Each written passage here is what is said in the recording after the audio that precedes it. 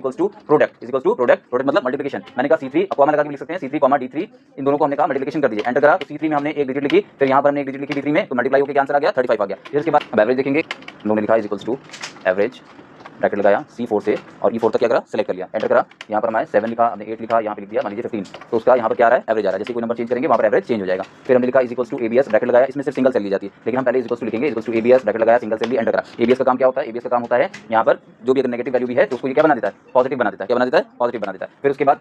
Next है minimum equals to MIN मिन bracket लगाया हमने, यहाँ पर सेलेक्ट करा, यहाँ से यहाँ तक सेलेक्ट कर लिया, C6 से E6 तक सेलेक्ट करा, एंटर करा, यहाँ पर कुछ डिजिट्स हमने लिखी जैसे 7 5 1, तो इसमें से जो मिनिमम था वो यहाँ पर आ गया, जो मिनिमम नंबर था वो यहाँ पर आ गया। फिर इसी तरह से इक्वल्स टू मैक्स ब्रैकेट लगाया, यहाँ से यहाँ तक सेलेक्ट करा, एंटर करा, यहाँ पर कुछ नंबर लिखे हमने जैसे इस तरह से हमने कुछ नंबर लिख लिए, एंटर करा, तो जो मैक्सिमम नंबर था वो आ गया। फिर इसके बाद नेक्स्ट फंक्शन हमारे पास स्मॉल इक्वल्स टू स्मॉल लिखा, ब्रैकेट लगाया, यहाँ से यहाँ तक सेलेक्ट करा, मतलब C8 से E8 तक सेलेक्ट करा, कॉमा भी हमने लगाया, इसके बाद कॉमा क्यों लगाया, C8 से E8 लिखने के बाद लगाया कॉमा, और यहाँ हमने लिखा 2। अब इसका क्या मतलब है अभी देखिए आपको समझ में आएगा। यहाँ पे पहले नंबर देते हैं 7 2 और 3 हमने नंबर दे दिया, तो आप देखेंगे सबसे स्मॉलेस्ट कौन है 2 है, लेकिन यहाँ पे क्या है 3, क्योंकि हमने यहाँ फॉर्मूला में 2 लिखा था, मतलब सेकंड स्मॉलेस्ट है, सबसे स्मॉलेस्ट जो है उससे बड़ा वाला है, ठीक। इसी तरह से जब हम लार्ज में आएंगे हमने लिखा इक्वल्स टू लार्ज ब्रैकेट लगाया, यहाँ से यहाँ तक सिलेक्शन करा, कॉमा लिखा 2, इसका मतलब क्या हुआ यानी कि इसमें से जो भी सबसे लार्ज होगा उससे जो छोटा होगा यानी कि सेकंड लार्जेस्ट वो यहाँ पर रिजल्ट में आ जाएगा। तो सेकंड फर्स्ट लार्जेस्ट कौन है 7, सेकंड लार्जेस्ट कौन है 3 है। अगर यहाँ पर हम आके चेंज कर दें 2 की जगह 3 कर दें तो क्या होगा थर्ड लार्जेस्ट यानी कि 2 आ जाएगा, इसको वापस सही कर ले रहे हैं, यहाँ पर हमने 2 लिख दिया, समझ में आ गई बात। फिर इज इक्वल्स टू हमने लिखा काउंट, ये क्या काम करता है काउंट करने का काम करता है, सेलेक्ट करा, यहाँ से यहाँ तक हमने C10 से E10 तक एंटर करा, यहाँ पे कुछ नंबर लिखे जैसे हमने लिखा 10, एक जगह P लिख दिया सपोज और एक जगह लिख दिया 25, तो इसने काउंट में क्या करके बताया 2, यानी कि इसका मतलब ये है कि ये सिर्फ डिजिट्स को काउंट करता है। हम देखते हैं जरा क्या डेसिमल डिजिट को काउंट करेगा, 21.3 लिख दिया तब भी इसको काउंट कर रहा है, लेकिन P को काउंट नहीं कर रहा, अल्फाबेट्स को काउंट नहीं कर रहा। फिर काउंट क्या होता है इक्वल्स टू काउंट लिख दिया हमने, ब्रैकेट लगाया, ऐसे हमने फिर से सेलेक्ट करा, रेंज को एंटर करा और डेटा यहाँ पे हम फीड कर देते हैं, तो देखिए यहाँ पे क्या हो रहा है P को भी काउंट कर रहा है, 10 P एंड 21.3 सबको काउंट कर रहा है, काउंट का मतलब सब कुछ काउंट करो। अब काउंट ब्लैंक आता है, हमने लिखा इक्वल्स टू काउंट BLAN के ब्लैंक ब्रैकेट लगाया, यहाँ से यहाँ तक सेलेक्ट कर लिया, एंटर करा, तो जितने ब्लैंक थे उसने काउंट कर दिया, 3 ब्लैंक थे ना। अब यहाँ पर मैंने कुछ लिख दिया सपोज मैंने लिख दिया कार, तो 2 ब्लैंक्स हो गए, यहाँ पर मैंने लिख दिया 25, तो अब एक ब्लैंक बचा, हमारे पास सिर्फ एक ब्लैंक बचा ये वाला, समझ गए बात।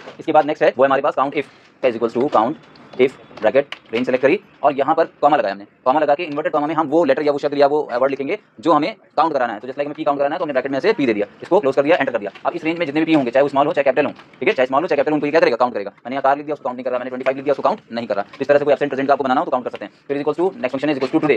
टू टुडे ब्रैकेट लगाया, इसके लिए आपको कुछ भी नहीं देना है, मतलब कोई सेल नहीं सेलेक्ट करनी है, टुडे लिख के ऐसे ब्रैकेट ओपन करके बंद कर देंगे, एंटर करेंगे तो यहाँ पर आज की डेट आ जाएगी। फिर इसी तरह से इक्वल्स टू नाउ और ऐसे हमने ब्रैकेट लगाया और क्लोज कर दिया और एंटर कर दिया, तो आज की डेट के साथ टाइम भी आ गया। फिर इसके बाद लेंथ फंक्शन है, ये लेंथ बताता है, क्या बताता है लेंथ, LENGTH लेंथ बताने के लिए फंक्शन होता है, उसका नाम है लेंथ। कैसे लिखेंगे इक्वल्स टू लेंथ लिखेंगे, ब्रैकेट लगाएंगे, ब्रैकेट लगाने के बाद हमने वो वाली सेल ली जिसकी लेंथ हमको मेजर करनी है, जिस सेल की लेंथ मेजर करनी है उसको हमने ऐसे सेलेक्ट कर लिया और जो है